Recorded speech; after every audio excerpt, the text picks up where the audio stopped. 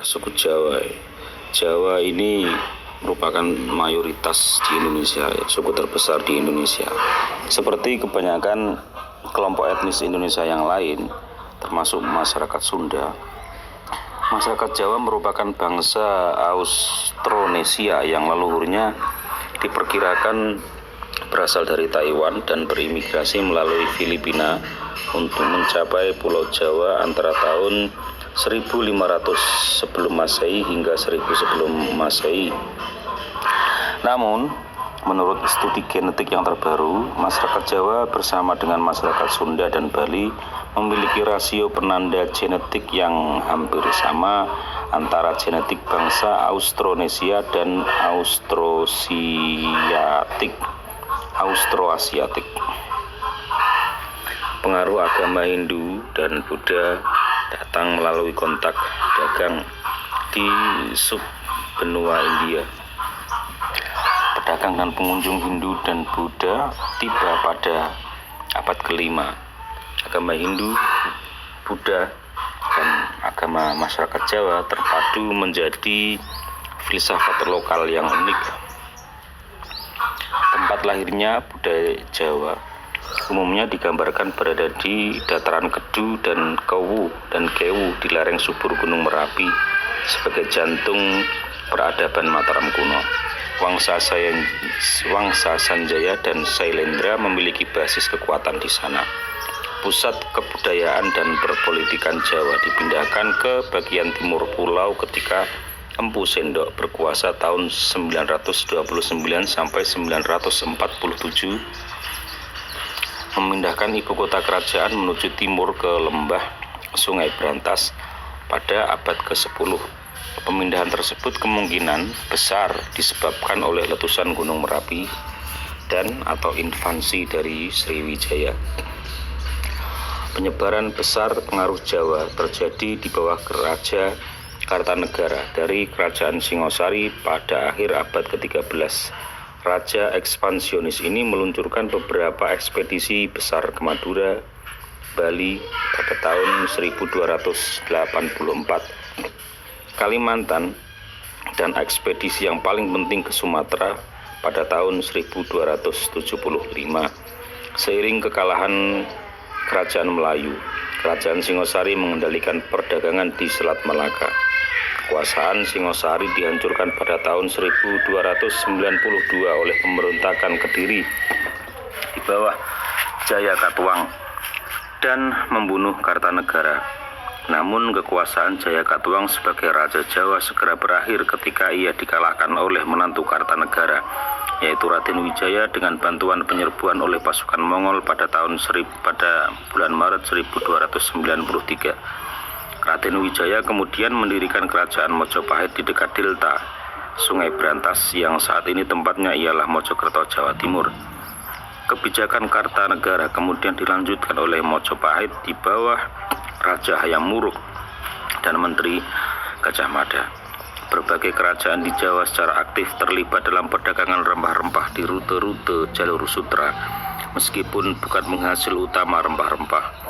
Kerajaan-kerajaan ini mampu menimbun rempah-rempah dengan memperdagangkannya dengan beras yang merupakan hasil utama Pulau Jawa. Majapahit biasanya dianggap sebagai kerajaan yang terbesar di antara kerajaan-kerajaan ini.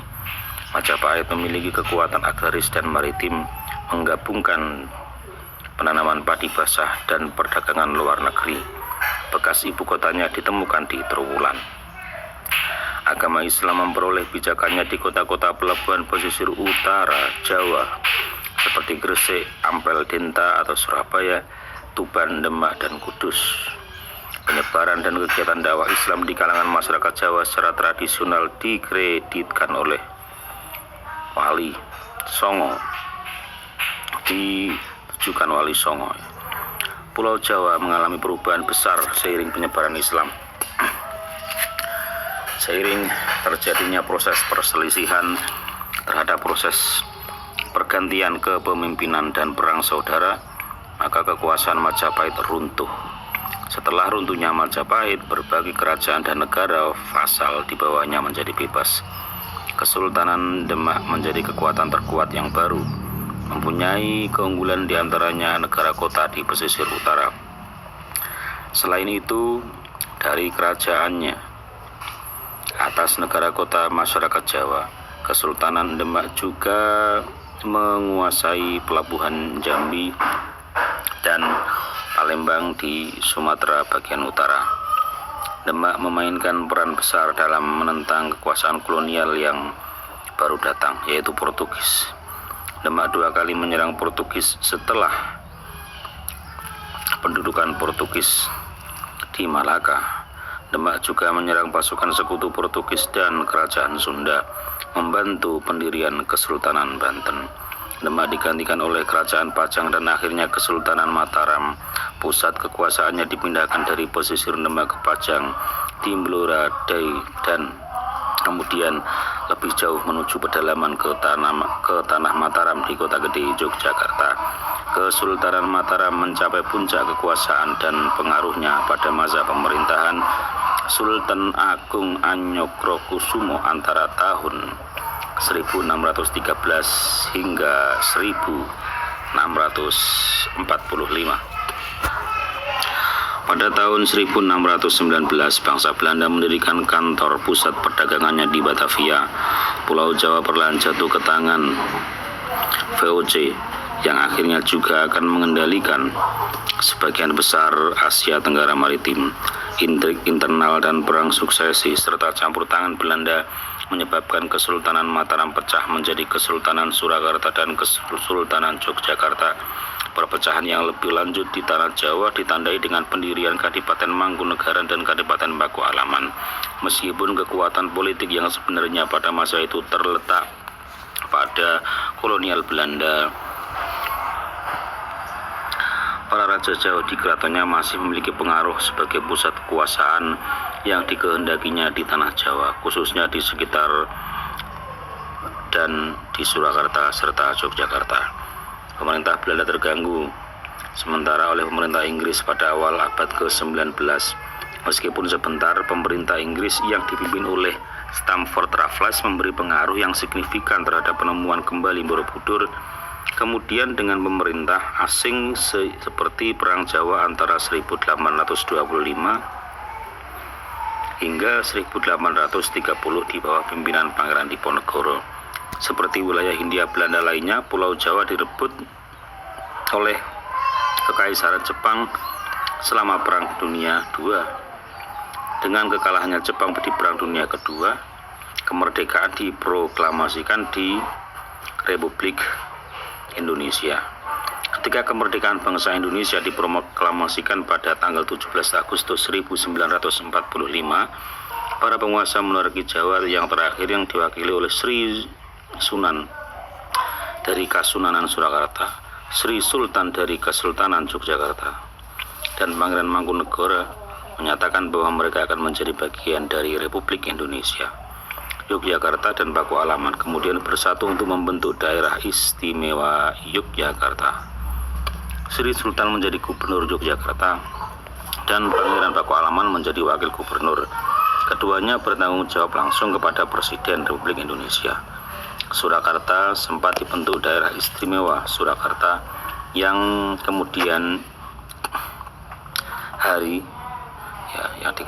terpaksa digabungkan sebagai bagian dari Provinsi Jawa Tengah dikarenakan situasi politik di Surakarta yang sedang kacau menghadapi pemberontakan. Budaya Jawa adalah budaya yang berasal dari Jawa dan dianut oleh masyarakat Jawa khususnya di Jawa Tengah, DIY, dan Jawa Timur. Budaya Jawa mengutamakan keseimbangan, keselarasan, dan keserasian dalam kehidupan sehari-hari. Budaya Jawa menjunjung tinggi kesopanan dan kesederhanaan. Budaya Jawa juga terdapat di daerah Jawa Tengah, DIY, Istimewa Yogyakarta, dan Jawa Timur. Terdapat juga di daerah perantauan orang Jawa yaitu seperti Jakarta, Sumatera, dan Suriname. Bahkan budaya Jawa termasuk salah satu budaya Indonesia yang paling banyak diminati di luar negeri. Beberapa budaya Jawa diminati di luar negeri adalah wayang kulit, keris, batik, dan gamelan. Di Malaysia dan di Filipina dikenal istilah dengan keris karena pengaruh Majapahit. Gamelan Jawa menjadi mata kuliah di Universitas Victoria Wellington, Selandia Baru. Gamelan Jawa rutin digelar di AS Eropa atas permintaan warga AS Eropa sendiri. Sastra Jawa Negara Kertagama menjadi satu-satunya karya sastra Indonesia yang diakui UNESCO sebagai memori dunia. Loh, negara Kertagama ini menjadi satu-satunya karya sastra Indonesia yang diakui UNESCO sebagai memori dunia. Menurut Guru Besar Arkeologi Asia Tenggara Universitas Nasional Singapura John N. Miksik, jangkauan kekuasaan Majapahit meliputi Sumatera dan Singapura, bahkan Thailand, yang dibuktikan dengan pengaruh kebudayaan corak bangunan, candi, patung, dan seni. Budaya Jawa termasuk unik karena bahasa Jawa mempunyai tingkat tutur yakni ngoko, madya, dan kromo. Bahasa Jawa merupakan bahasa Austronesia yang utamanya dituturkan oleh masyarakat Jawa di wilayah bagian timur dan Pulau Tengah. Bahasa ini dikenal mempunyai jumlah besar kata serapan dari bahasa Sanskerta, terutama ditemukan dalam sastra Jawa. Ini karena sejarah panjang pengaruh Hindu-Buddha di Jawa. Suku bangsa Jawa sebagian besar menggunakan bahasa Jawa dalam bertutur sehari-hari. Dalam sebuah survei diadakan di majalah Tempo pada awal dasawarsa 1990, kurang lebih hanya 24% orang Jawa yang menggunakan bahasa Indonesia dalam komunikasi sehari-hari, dan sekitar 28% menggunakan bahasa Jawa dan Indonesia secara campur, dan selebihnya hanya menggunakan bahasa Jawa saja. Bahasa Jawa memiliki aturan perbedaan kosakata dan intonasi berdasarkan hubungan antara pembicara dan lawan bicara yang dikenal dengan unggah-ungguh. Aspek kebahasaan ini memiliki pengaruh sosial yang kuat dalam budaya Jawa.